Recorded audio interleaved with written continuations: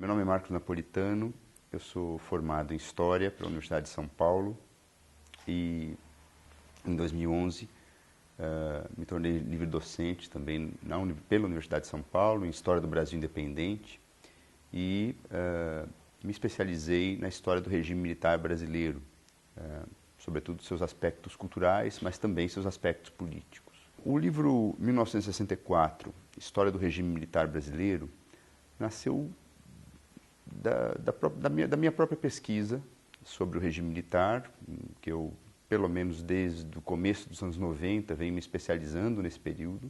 Ele é um velho projeto, não é na verdade uma tentativa de uma síntese sobre o período, e eu como professor sinto muita falta de um livro que apresente aspectos gerais, mas ao mesmo tempo sintetize algumas polêmicas, alguns consensos, algumas novidades de pesquisa, né, que têm sido adensadas aí nos últimos anos. O golpe militar de 1964, ou como dizem hoje, né, o golpe civil militar de 1964 e o regime militar que se seguiu, foram acontecimentos, foram processos centrais na história do Brasil contemporâneo. Quer dizer, ainda hoje eles têm reflexos na sociedade, seja no plano da memória, seja no plano da vida política, social, econômica que o Brasil vive hoje em dia. Então, eu diria que é um desses 3 ou 4 acontecimentos do século XX que definiram a cara do Brasil, né? Que se situam em momentos de encruzilhada histórica, ou seja, 64 representou o embate entre 2 projetos de país e um deles saiu vitorioso no plano, pelo menos no plano político-econômico, né?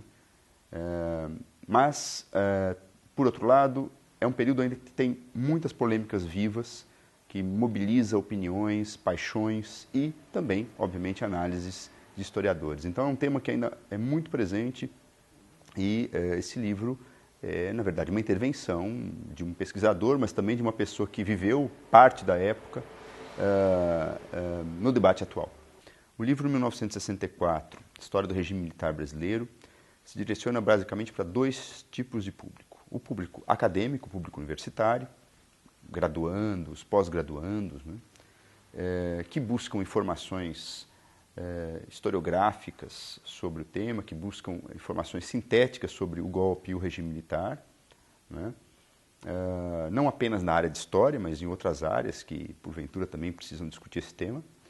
Mas o livro também se direciona para o leitor não acadêmico que gosta de história, que está procurando uma narrativa sobre eventos, personagens e processos, né?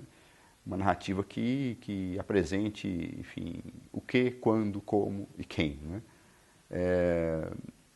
Então, a estratégia que eu tentei desenvolver de escrita do livro tenta cobrir esses 2 públicos, tenta atingir esses 2 públicos, né? Eu evitei uma discussão teórica ou historiográfica muito pesada no corpo do texto. O texto é um texto mais fluido, mais narrativo, e deixei, por outro lado, centenas de notas de fim, né, que aprofundam aspectos teóricos e historiográficos. Ele apresenta algumas inovações, algumas novas visões sobre o golpe e o regime militar. Parte dessas novas visões foram desenvolvidas nas minhas pesquisas, principalmente nos aspectos culturais e políticos ligados ao regime militar. Mas também eu procurei incorporar as últimas teses, dissertações. Obviamente, por eu ser um pesquisador da área, eu participo de bancas, conheço trabalhos que ainda não foram publicados. Então, esse material, né, está no livro, de alguma maneira, né? Orientei dissertações e teses também no programa de História Social da Universidade de São Paulo, também bastante inovadoras, e todo esse material está devidamente referenciado, incluído na narrativa de alguma maneira, né? Acho que o livro apresenta algumas visões críticas, inovadoras sobre o golpe, sobre os processos culturais, sobre a abertura, né, e